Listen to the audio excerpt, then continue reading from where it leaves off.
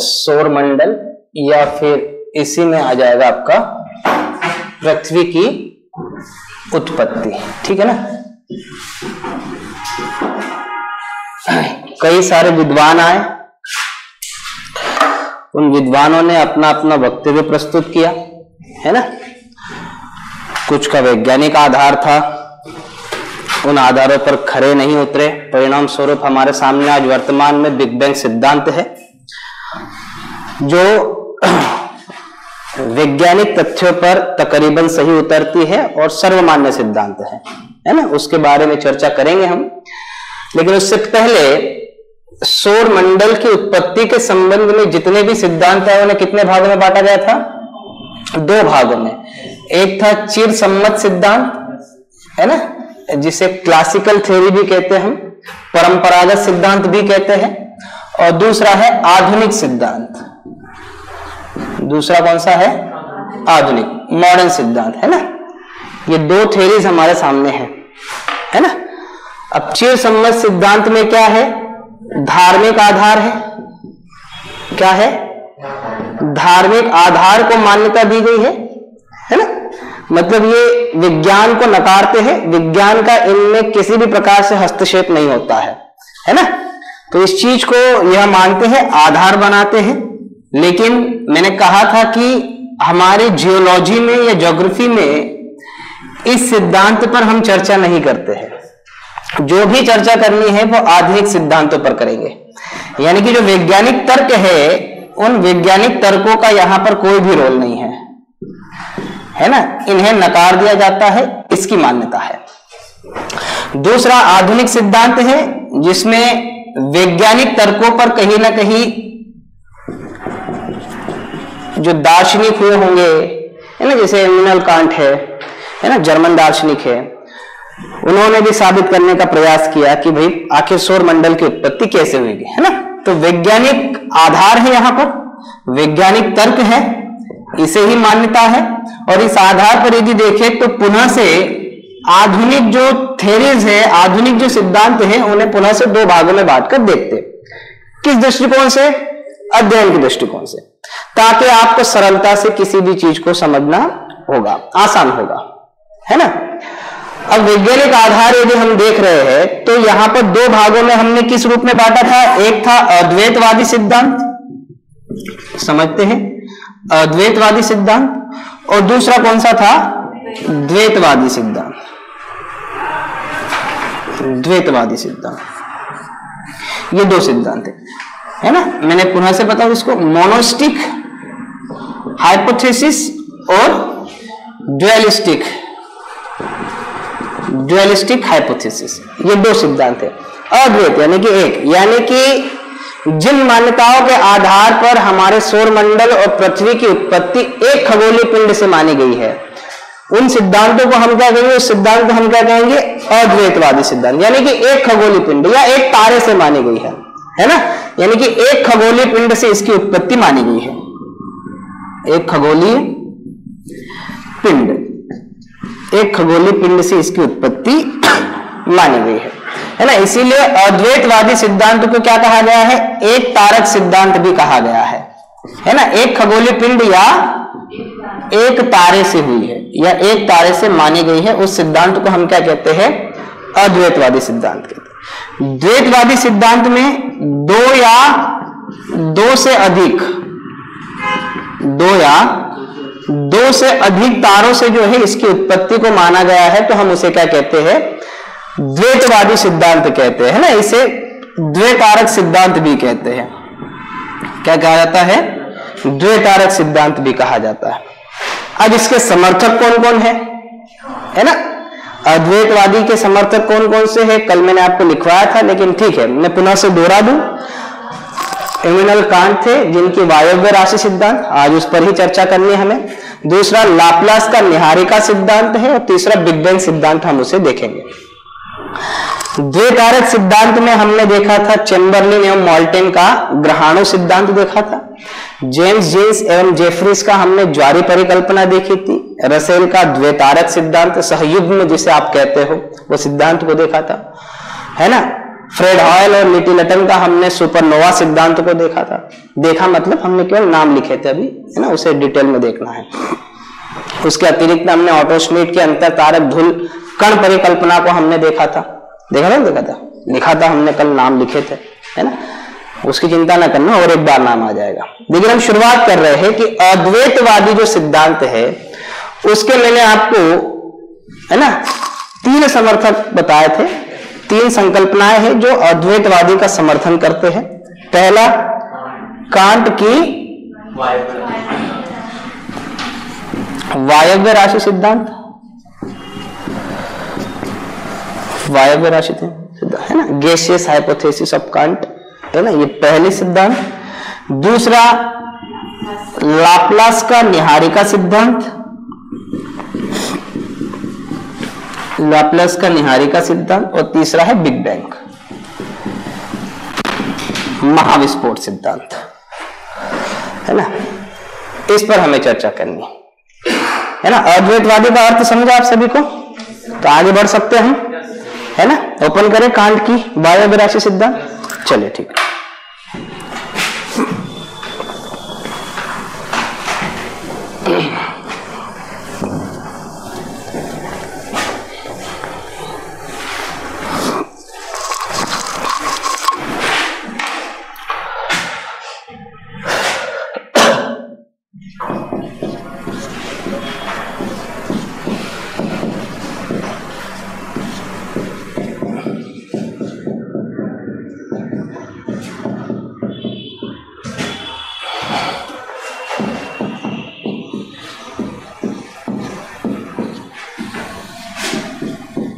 ठीक है, Immanuel Kant, है ना, 18वीं शताब्दी के, सदी के एक महान दार्शनिक माने जाते हैं, है ना।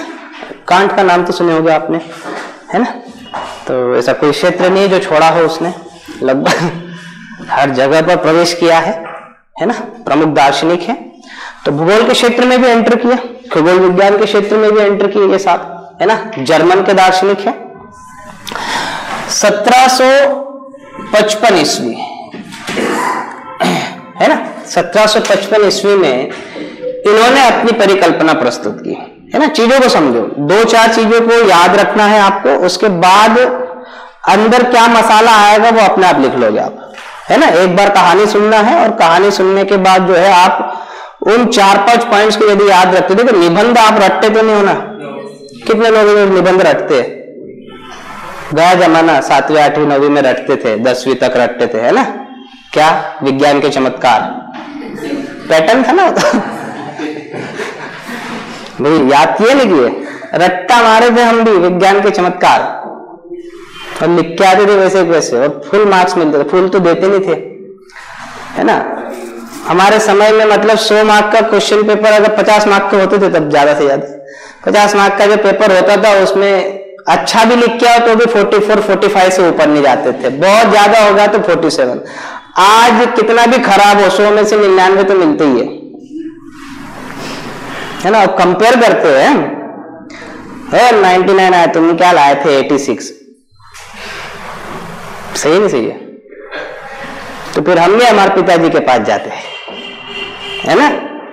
तो आपको तो इतने ही मिले थे, तो फिर पिताजी कहते हमारे समय का पढ़ाया हुआ अलग था, सबका मैट्रिक पास मतलब, समझ रहे हो, हाँ, ग्रेजुएशन माना जाता है। क्यों?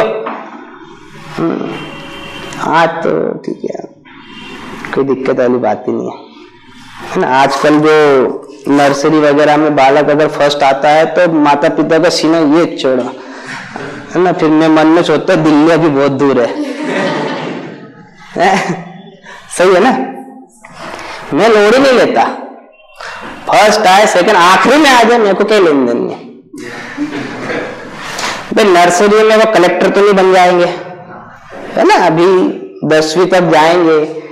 व्यक्ति का मस्तिष्क जो है वो अलग अलग समय पर अलग अलग व्यवहार करेगा, उसके आसपास का पर्यावरण जो है ना, डार्विन बात पढ़े होंगे ना आप, तो लेमार्क बात पढ़े होंगे ना, सिद्धांत पढ़ाएंगे सर आपको।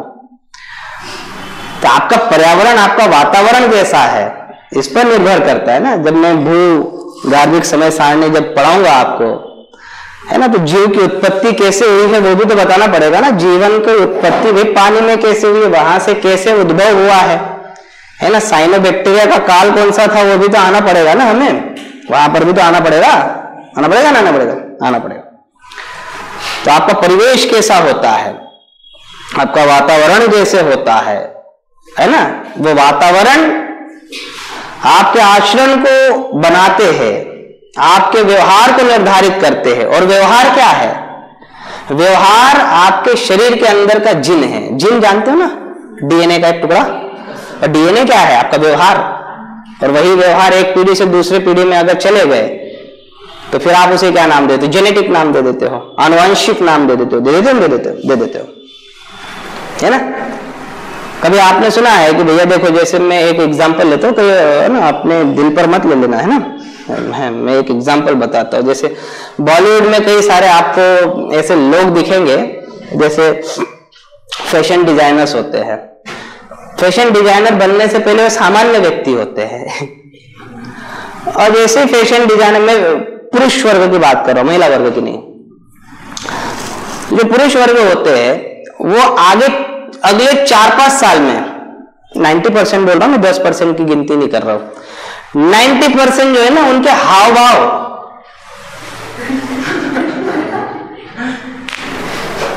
है बहुत सारे, है ना।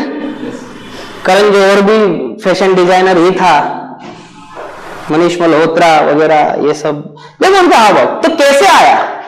वो तो उनका व्यवहार बन गया ना, बन गया नहीं बन गया? तो कैसे आया? परिवेश से आया ना, है ना।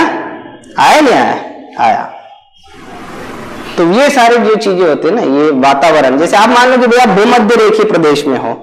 अब भूमध्य रेखीय प्रदेश में आपका वातावरण कैसा? अरे यार भैया, तो सालों भर 18 डिग्री सेल्सियस से ज्यादा टेम्परेचर है?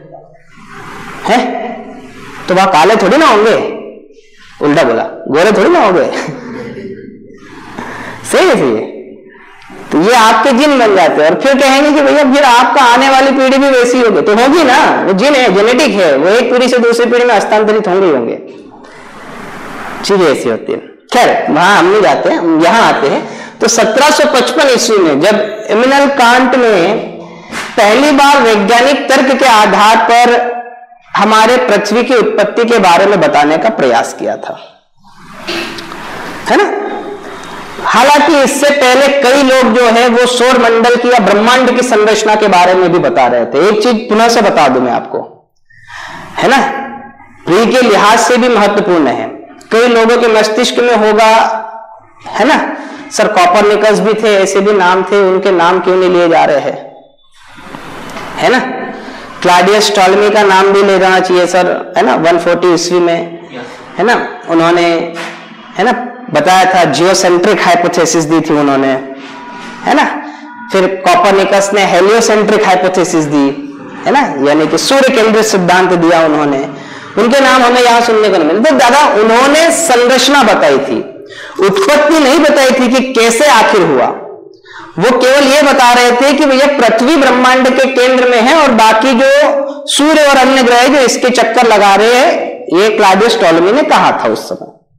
तो ये संरचना बताई है, ये उत्पत्ति के बारे में नहीं बताया।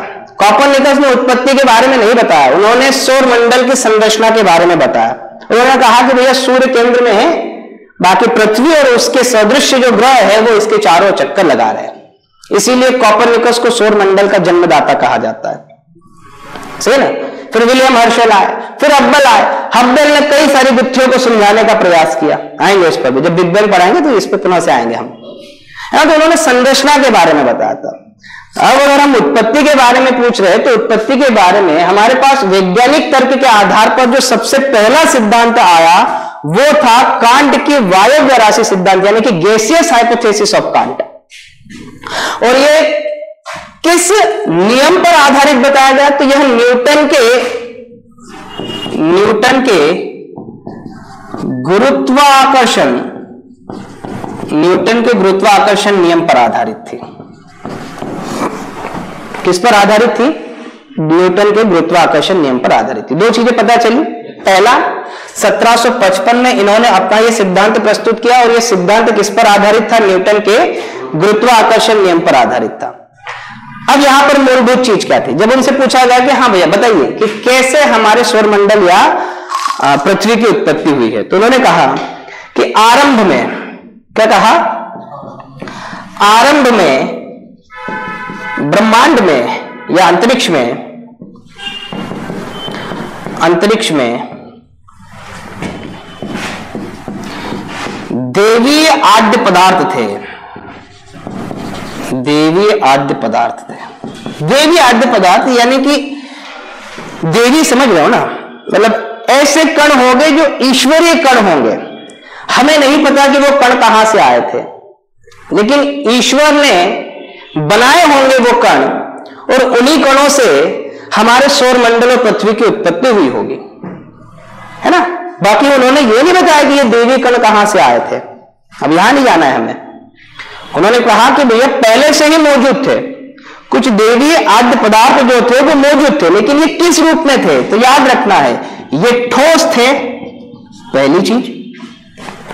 दूसरा, ये शीतल थे, और तीसरा गतिहीन थे। तीन चीज याद रखना। क्या याद रखोगे? आरंभ में अंतरिक्ष में कुछ देवी आद्य पदार्थ, किन के अनुसार? कांट के अनुसार आरंभ में अंतरिक्ष में कुछ देवी आद्य पदार्थ थे जिनका स्वरूप कैसा था?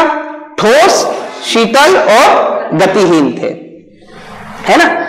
अब हमें पता है कि न्यूटन के गुरुत्वाकर्षण का नियम क्या होता है। क्या होता है न्यूटन का गुरुत्वाकर्षण का नियम? ये तो बच्चा भी जानता है, है ना, है ना। क्या होता है? मुझे नहीं पता।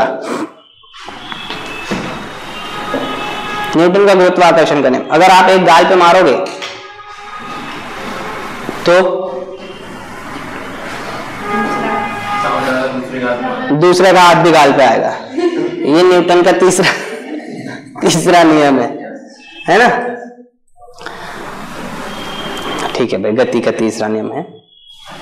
आकर्षण बल होता है ना। गुरुत्वाकर्षण बल एक प्रकार का आकर्षण बल है। न्यूटन के अनुसार ब्रह्मांड में उपस्थित प्रत्येक दो कणों के मध्य एक आकर्षण बल लगता है जो एक दूसरे को अपनी ओर आकर्षित करता है ना। तो हमें पता है कि ये फोर्स इज इक्वल टू होता है, is directly proportional to m1 m2 divided by r square, है ना। फिजिक्स में पढ़ लेना, इसको सर बता देंगे आपको, है ना, या मैं ही आऊंगा बताने, जैसा भी हो, है ना। तो ये जो देवी आद्य पदार्थ थे, तो ये जो कण होंगे इसमें कई कण जो होंगे वो बड़े होंगे, कई कण जो होंगे वो छोटे होंगे, नहीं होंगे।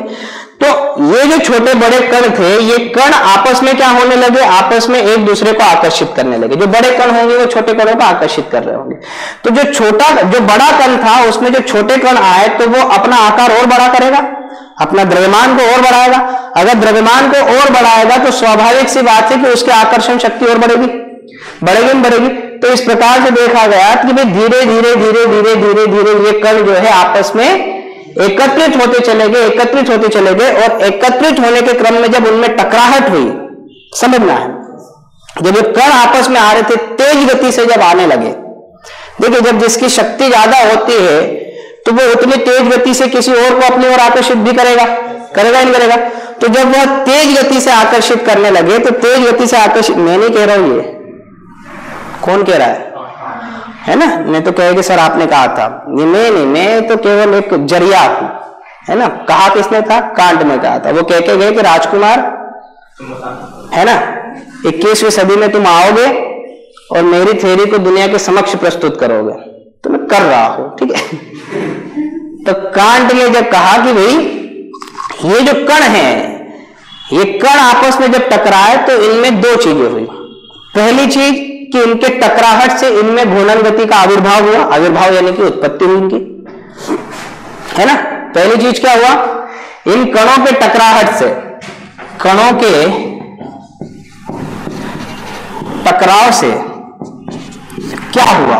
इन कणों के टकराव से किसका आविर्भाव हुआ? घूर्णन गति का आविर्भाव हुआ। दूसरा, जब यह कण आपस में टकराए तो टकराने से क्या होगा? घर्षण, घर्षण से क्या होगा? ऊष्मा, है ना। तो इन टकराव से क्या हुआ? ऊष्मा की उत्पत्ति हुई, ऊष्मा निकली। ठीक है भाई, घर्षण से ऊष्मा निकलती नहीं निकलती है? अपने हाथ पे रगड़ो तो देखो तो, है ना, बर्फ के टुकड़े तो गिरेंगे नहीं, है ना, ऊष्मा ही निकलेगी दादा। तो जब ऊष्मा निकली तो स्वाभाविक सी बात है कि जब किसी पिंड में ऊष्मा की उत्पत्ति हो जाती है, ऊष्मा उसमें जनरेट हो जाती है, तो उसका आकार क्या होगा? बढ़ेगा, बढ़ेगा ना बढ़ेगा। भाई ऊष्मा से कोई भी चीज फैलती है नहीं फैलती है? फैलती है। तो फिर ये जो आपका पिंड बनने लगा, ये पिंड धीरे धीरे धीरे धीरे धीरे बड़ा होते चला गया और कणों के टकराव, जैसे जैसे ये बड़ा हो रहा था, कांट ने ये कहा कि जैसे जैसे ये पिंड बड़ा हो रहा था उसमें घूर्णन गति भी बढ़ रही थी। क्या कर रहे थे? उसमें घूर्णन, देखिए हर एक शब्द जरूरी है आपके लिए, ये चीजें याद हुई यहां पर, है ना, इतनी चीजें याद हुई, पक्का, कोई दिक्कत तो नहीं। अब ये गतिहीन पदार्थ में क्या हुआ? न्यूटन के गुरुत्वाकर्षण के कारण जो है, नियम के अनुसार जो है, बड़े कणों ने छोटे कणों को अपनी ओर आकर्षित किया और उस आकर्षण के कारण वो पिंड धीरे धीरे बड़ा होते चला गया, है ना। उनमें टकराहट, उन कणों के टकराहट से याद रखना है, उस पिंड में घूर्णन गति के आविर्भाव के साथ साथ ऊष्मा भी निकली, है ना। धीरे धीरे यह पिंड जो है वो बड़ा होते जा रहा था और बड़ा होने के बाद याद रखना उसकी स्पीड भी क्या हो रही थी? उसकी घूर्णन गति में क्या हो रही थी? वृद्धि हो रही थी। अब जैसे ही घूर्णन गति में वृद्धि होती है, अगर ये पंखा घूम रहा है यहां पर, जैसे मान लो ये अपने अक्ष पर घूम रहा है, घूमना नहीं घूम रहा, अगर ये पंखा घूम रहा है अपने ही एक्सिस पे, जब यह घूम रहा है और ये बाहर की ओर हवा फेंक रहा है ना, बाहर की ओर हवा फेंक रहा है, मतलब क्या हो रहा है? यानी कि केंद्र से बाहर की ओर कोई बल लग रहा होगा, यानी कि जैसे जैसे घूर्णन गति बढ़ेगी, यानी कि पंखा 2 से 3 पे आएगा, 3 से 4 पे आएगा, वो केंद्र से बाहर की ओर बल भी बढ़ेगा। अब जब केंद्र से बाहर की ओर अगर बल बढ़ रहा है तो स्वाभाविक सी बात है, आपने कहा कि भैया अपकेंद्रीय बल में वृद्धि होगी, तो अपकेंद्रीय बल में वृद्धि तो तभी होगी ना जब वह अपने एक्सिस पर तेज गति से घूमेगा, है ना।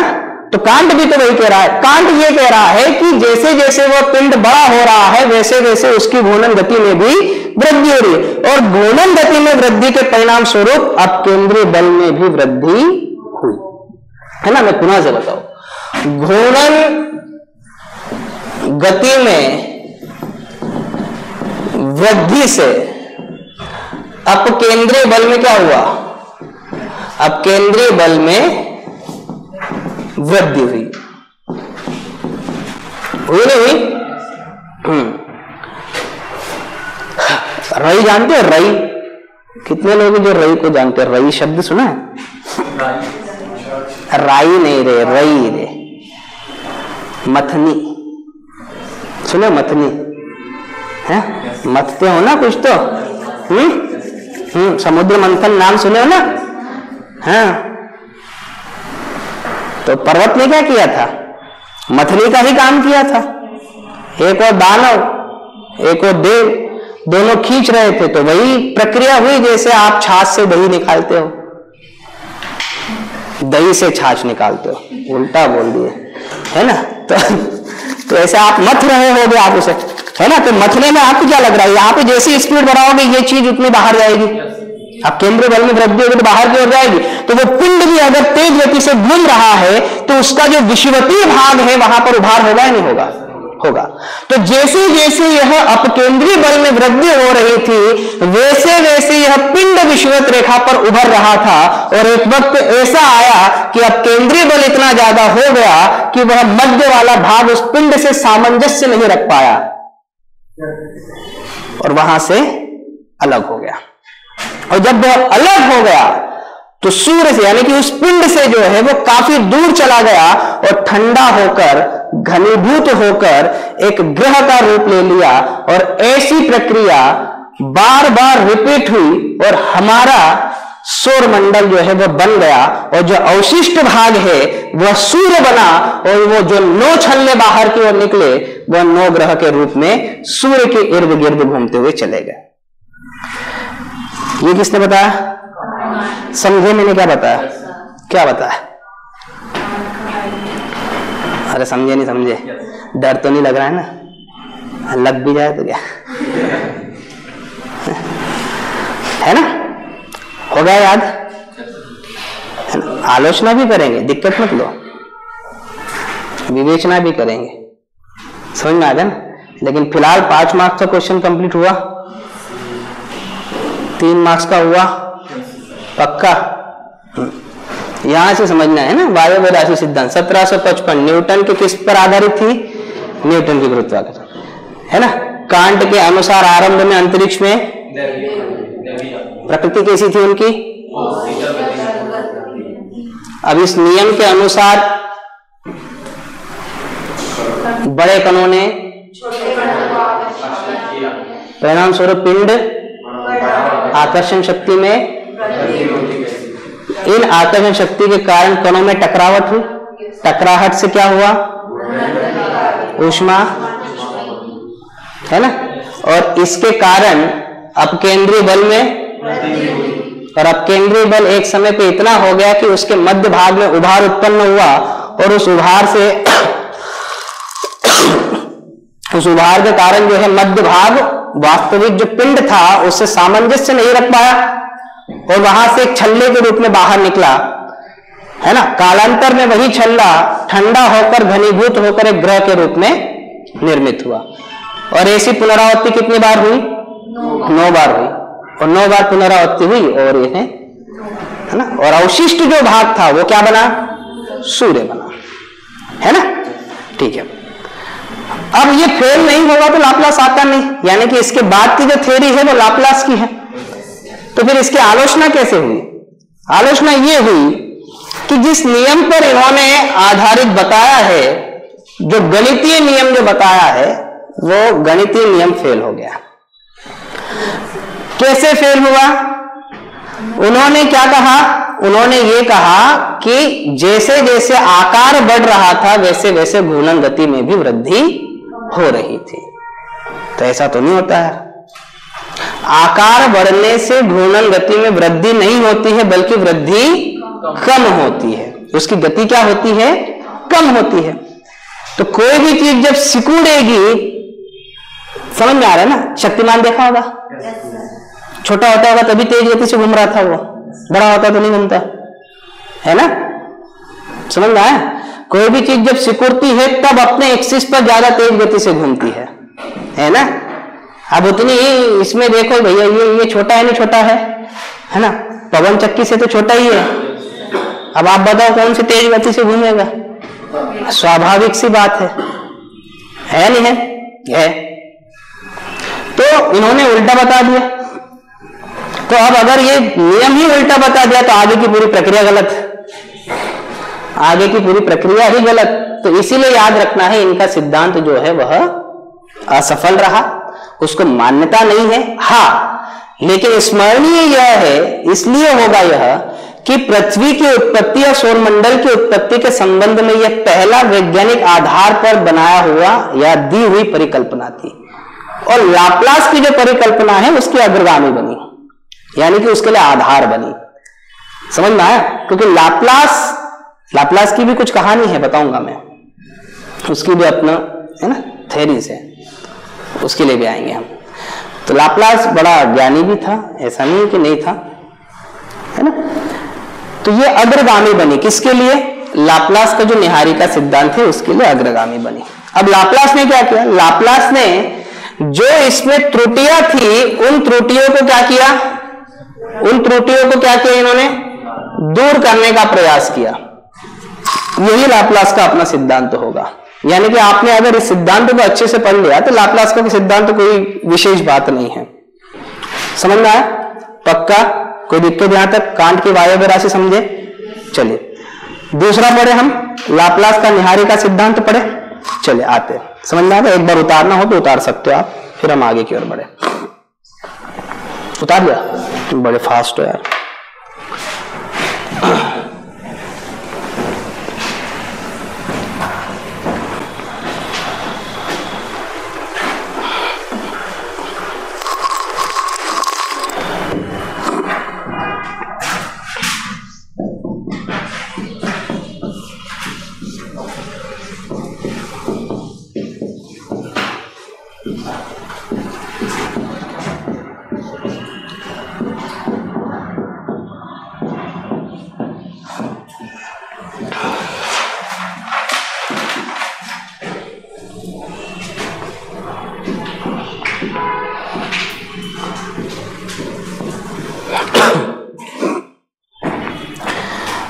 लाप्लास ने अपनी निहारिका जो परिकल्पना है वह 1796 यानी कि 1796 ईस्वी में जो है वह देने का प्रयास किया, प्रयास नहीं किया, दी।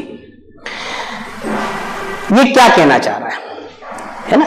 अब कई लोगों ने ये कहा है कि लाप्लास को पता नहीं था कि भाई कांट ने अपनी थ्योरी प्रस्तुत कर दी है ना?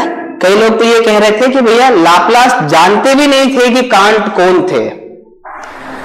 इन्होंने अपनी थ्योरी प्रस्तुत करने के बाद इनको पता चला कि मुझसे पहले भी किसी ने यह थ्योरी प्रस्तुत कर दी है। जबकि कई लोगों का, अधिकांश लोगों का मानना यह था कि अगर इन्हें कांट की थ्योरी के बारे में पता नहीं था तो इतनी सटीक जानकारी देने का इसने प्रयास कैसे किया, है ना? लेकिन जो कुछ भी हो, हमें उससे क्या लेना, पता हो या ना हो, हमें थ्योरी पढ़नी है ना? ज्यादा उनके बारे में, है ना, स्वयं को जानो, है ना? हमारा अधिकांश समय जो दूसरों को जानने में बर्बाद कर देते हैं, वो क्या सोच रहा होगा, सही है ना? आया नहीं? तुम इतने गंभीर क्यों हो यार, है? इतने गुस्से में देख रहे हो कि मर्डर वर्डर का तो नहीं प्लान है बाहर निकल के, है ना? पता चले यार, है जरा देखना दादा, है ना? हाँ, तो निहारिका, देखो गलती क्या हो गई, कांट से गलती क्या हो गई, गति, आकार बनने के साथ साथ गति में। और दूसरा ये था, दूसरी त्रुटि भी मैं आपको बता दूं कि जो कण टकरा रहे थे उन टकराहट से इतनी ज्यादा घूर्णन गति आ सकती है, इतनी ज्यादा घूर्णन गति कणों के टकराने से आ सकती है। तो ये थोड़ा सा, है ना, अचंभित करने वाला जो, है ना, तथ्य था जो कांट ने हमारे सामने प्रस्तुत किया था, है ना, वो भी थोड़ा सा अजीबोगरीब लग रहा था।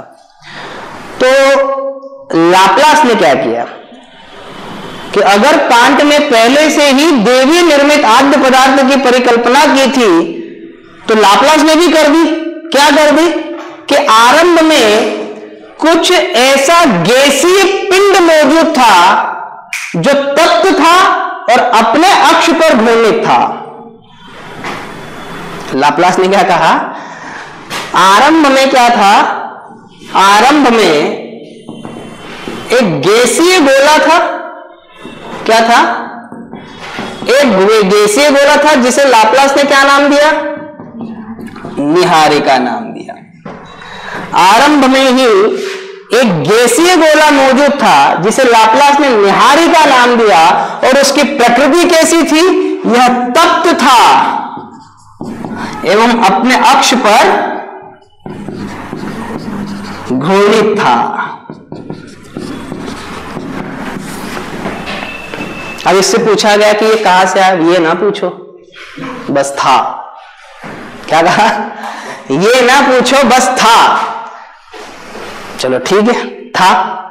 आगे आगे ये कहा कि ये इतना विशाल तप्त घूर्णित गैस का गोला था, कालांतर में जब यह शीतल होता चला गया, शीतल यानी कि ठंडा, तो जब यह ठंडा होते चला गया तो यह सिकुड़ता चला गया।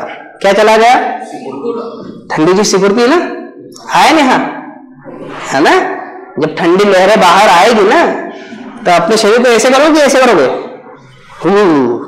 करोगे नहीं करोगे, करोगे। तो कोई भी ठंडी चीज क्या होती है, सिकुड़ती है, सिकुड़ती है ना। तो यह गैसीय निहारिका जो थी, यह भी कालांतर में जो थी वह सिकुड़ती चली गई, और जब सिकुड़ती चली गई तो यहां वो नियम बराबर बैठ गया जो वहां पर उन्होंने गलत बताया था कांट ने। क्या,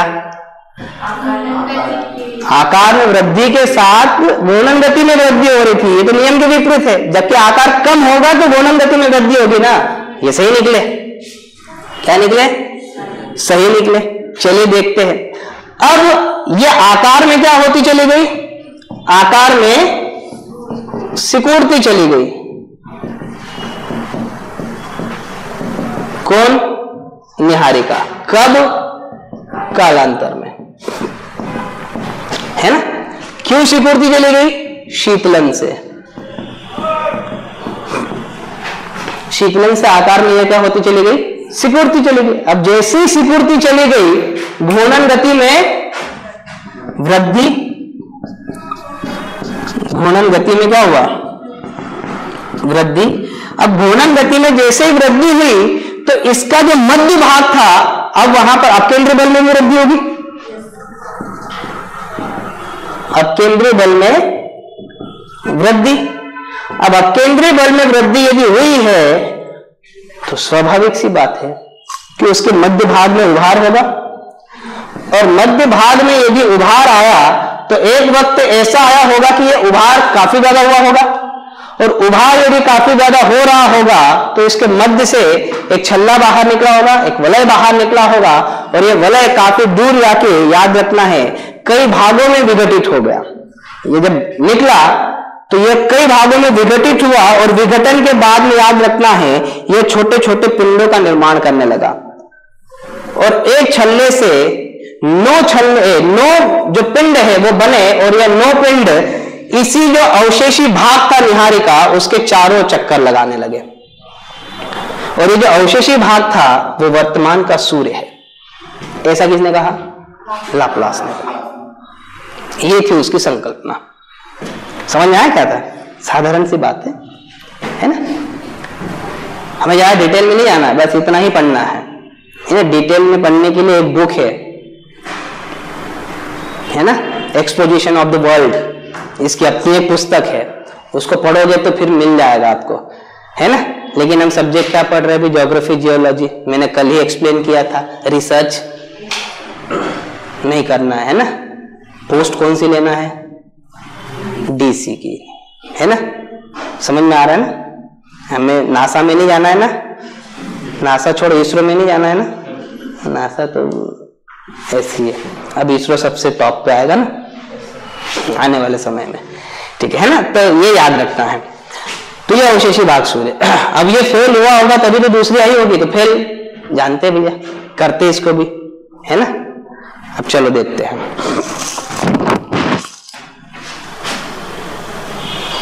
सूर्य से ही निकला ना, ये अवशेषी भाग सूर्य है ना, ठीक है। यानी जब छोटा हुआ होगा, ये निकलने के बाद तो वो छोटा हुआ होगा ना, ठंडा तो और हो रहा होगा,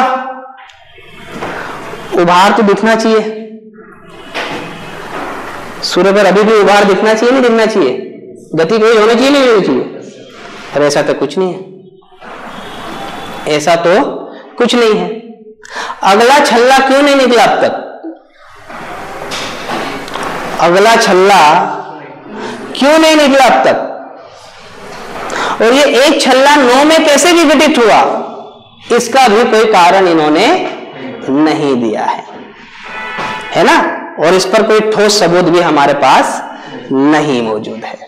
हालांकि इन्होंने कांट की थ्योरी में जो दोष थे उनको दूर करने का प्रयास अवश्य किया, लेकिन उस प्रयास के चक्कर में कई सारे प्रश्नों को जन्म दे दिया और उसका उत्तर उनके पास नहीं था।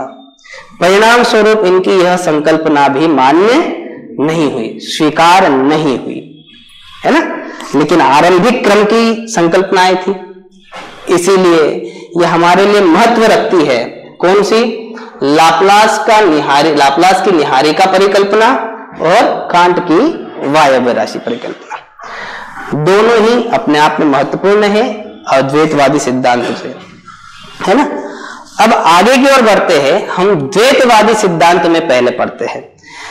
किसे, चेम्बरलिन एवं मॉल्टेन का ग्रहाणु सिद्धांत। हालांकि ये बहुत बड़ा सिद्धांत है, इन्होंने केवल सौर मंडल के बारे में ही नहीं बल्कि वायुमंडल, समुद्र, महासागरों के बारे में भी बताने का प्रयास किया है। लेकिन फिलहाल हम वायुमंडल, समुद्र जो है, महासागर जो है, इन पर चर्चा नहीं करेंगे। हमारा उद्देश्य अभी क्या है, सौर मंडल की उत्पत्ति का है, पृथ्वी की उत्पत्ति का है। लेकिन अब हम किस सिद्धांत में प्रवेश कर गए, द्वैतवादी सिद्धांत में। यानी कि अब जो हमारे सौर मंडल की उत्पत्ति जो मानी जाएगी वो एक खगोलीय पिंड से न मानकर 2 या 2 से अधिक खगोलीय पिंड से मानी जाएगी। ठीक है ना, चालू करो, ये लिख लिया आपने, दोनों सिद्धांत याद रहेंगे आसान शब्द में, है ना। चलो,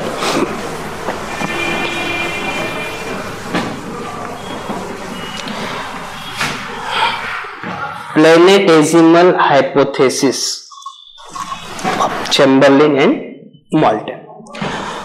1904 का समय था, 1904 लिख दूं मैं।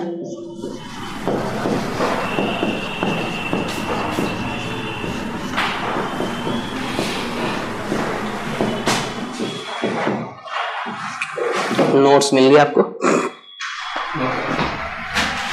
नहीं, चलो। चैम्बरलिन एवं मोल्टन का ग्रहाणु सिद्धांत।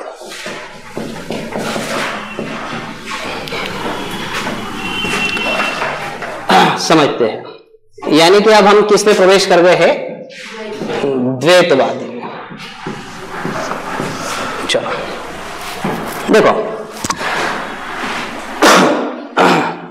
चैम्बरलिन और मोल्टन के अनुसार क्या था कि अंतरिक्ष में एक तारा नहीं मौजूद था बल्कि दो तारे थे। एक हमारा सूर्य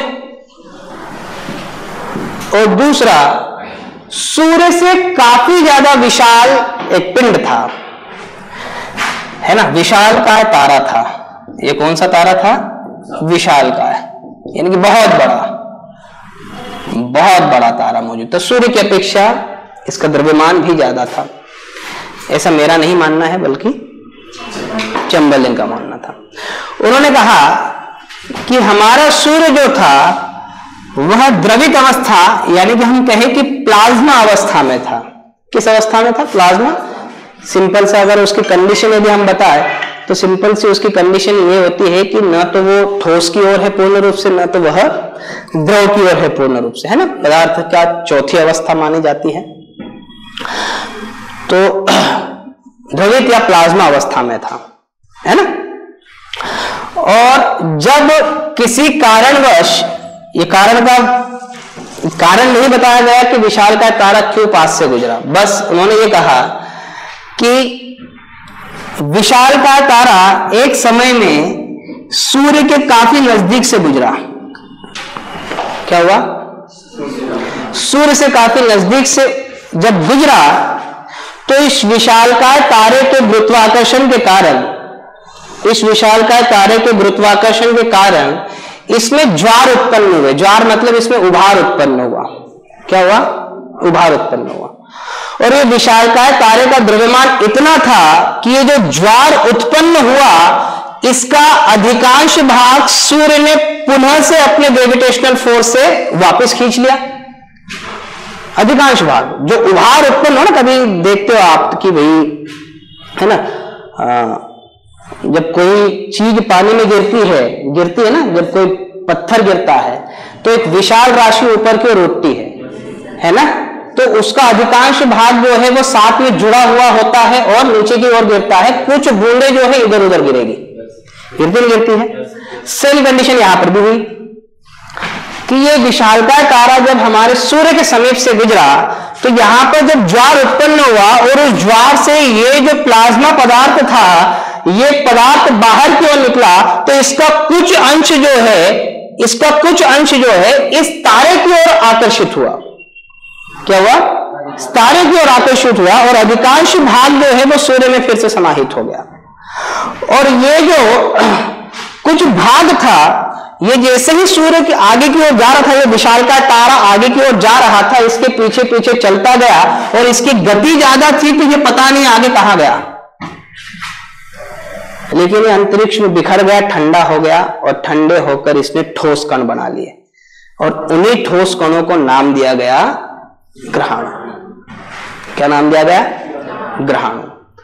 और ये जो ठोस कण है कालांतर में जो है वह ग्रेविटेशनल फोर्स के कारण जो है वो एकत्रित होते चले गए। क्या होते चले गए? एकत्रित होते चले गए। और एकत्रित होने के क्रम में क्या हुआ? ये धीरे धीरे धीरे धीरे पिंडों का रूप लेने गए और पिंडों का जब रूप लेते चले गए तो यह ग्रह बन गए। और ये तारा तो काफी दूर चला गया तो ये किसके प्रभाव में आए? सूर्य के प्रभाव में आए। और सूर्य के प्रभाव में आने के बाद यह इसके चक्कर लगाने लगे भैया, और हमारे सौर मंडल की उत्पत्ति हो गई। ऐसा किसने कहा? चैम्बरलिन ने कहा। ठीक है ना। पहली चीज तो ये कि क्या अंतरिक्ष में ये जो दो तारे हैं वो इतने समीप आने की संभावना है? तो एक तारा तो दूसरे को खींच लेगा अपनी ओर, उसका अस्तित्व ही समाप्त हो जाएगा, है ना। तो दूसरा, चलो विशालकाय तारे के बारे में हम बात भी कर ले। चलो ठीक है, विशालकाय तारे के रूप में हम बात भी कर ले। क्या बात करें कि था भाई, फिर गया कहां, इसके बारे में भी तो बताओ। गया था, वो बोले पता नहीं, गति ज्यादा थी, हमें नहीं दिखा। मतलब गति ज्यादा थी, नहीं पता चला भैया कहां है। चलो ठीक है। तीसरा, पदार्थ बाहर की ओर जो निकले, घूर्णन गति कहां से आ गई? चलो एक ही दिशा से निकले थे ना, सूर्य के चक्कर लगा रहे थे ना, हाँ या ना? तो सभी ग्रह एक ही दिशा में लगाने थे, दो ग्रह विपरीत क्यों? शुक्र और अरुण, है ना। वीनस और यूरेनस विपरीत दिशा में, चलो परिक्रमा कर रहे, समझ रहे, पर घूर्णन भी विपरीत दिशा में कर रहे, ऐसा क्यों? वो कहे कि यार इतने प्रश्न मत पूछो यार, एक्सेप्ट करना हो तो करो, नहीं तो मैं जा रहा हूं। सही नहीं सही है? इतने प्रश्न करोगे तो कहां से एक भी प्रश्न का जवाब नहीं है। सही नहीं सही है? कणों के टकराहट, अब इतने विशाल कंठ थे नहीं, इतने ज्यादा कंठ नहीं थे जो कांट ने कहा, है ना। इतना ज्यादा द्रव्यमान तो तब भी नहीं था भाई, उससे तो केवल ग्रह बन रहे थे। इससे तो पहले सूर्य बना, फिर वहां से निकलने के बाद ग्रह बने थे। कांट ने ऐसा कहा था ना, ये तो केवल ग्रह बना रहा है, तो उसके टकराने से घूर्णन गति इतनी तेज गति से तो आ नहीं सकती यार, इतना आविर्भाव तो हुआ नहीं होगा यार। सही नहीं सही है? तो इन सारे तथ्यों का जवाब जो है वह चैम्बरलिन भाई साहब और मोल्टन भाई साहब जो है वह नहीं दे पाए। ग्रहाणु समझे किसे कहा? किसे कहा? ये जो पदार्थ बाहर निकला था ना, अवशेषी पदार्थ जो बाहर निकले थे, उनके ठंडे होने से जो कण बने थे, उन कणों को क्या कहा गया? ग्रहाणु। ये ठोस कण थे। आया समझ में? पक्का? कोई दिक्कत नहीं? आज के लिए इतने ही 3 सिद्धांत।